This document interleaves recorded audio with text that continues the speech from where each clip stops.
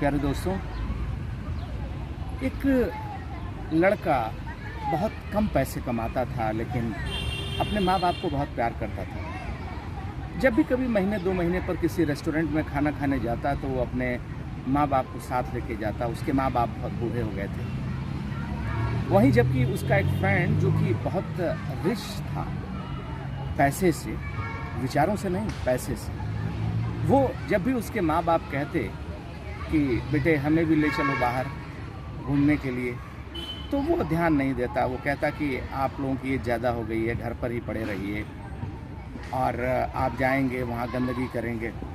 इसलिए एक दिन एक रेस्टोरेंट के अंदर जब वो गरीब माता पिता का लड़का जो कम तनख्वाह पाता था, जब एक दिन गया और एक उसके फादर यानी उसके पापा के मुंह से कुछ चीज़ें नीचे गिर गई खाते वक्त।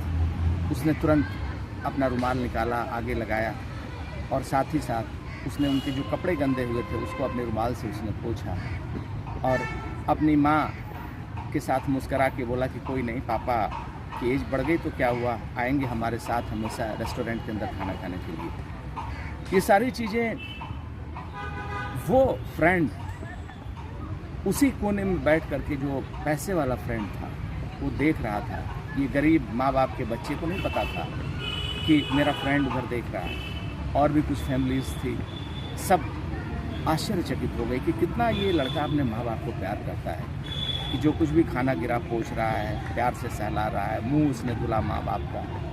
तो ये सारी चीज़ें देख करके एक बुढ़े व्यक्ति ने जो उस रेस्टोरेंट में खाना खा रहा था, उसने बुलाया और कहा बेटा ज़रा रुकोगे।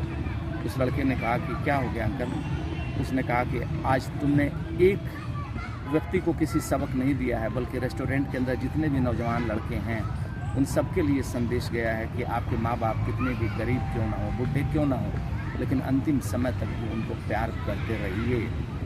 ये बात वो लड़का जो पैसे से धनी था, अपने माँ बाप को घर छोड़ करके आया था, वो भी एक कोने में सुन रहा था। वो आया और उसने अपने फ्रेंड को गले से लगा लिया और उसने कहा कि पैसा बेशक मेरे पास था लेकिन मेरे पास संस्कार नहीं था। मेरे माँ बाप ने भी मुझे बहुत प्यार किया, मेरी उंगली पकड़ कर जहाँ जाते थे बचपन में लेके जाते थे, लेकिन जब मेरे पास पैसा आने लगा, दुनिया की चकाचौंध में आगे पीछे जब लोग घूमने लगे, तो मुझे ऐसा लगा कि माँ बाप कुछ होते ही नहीं हैं। और ये कह करके उसकी आंखों में पानी आ गया।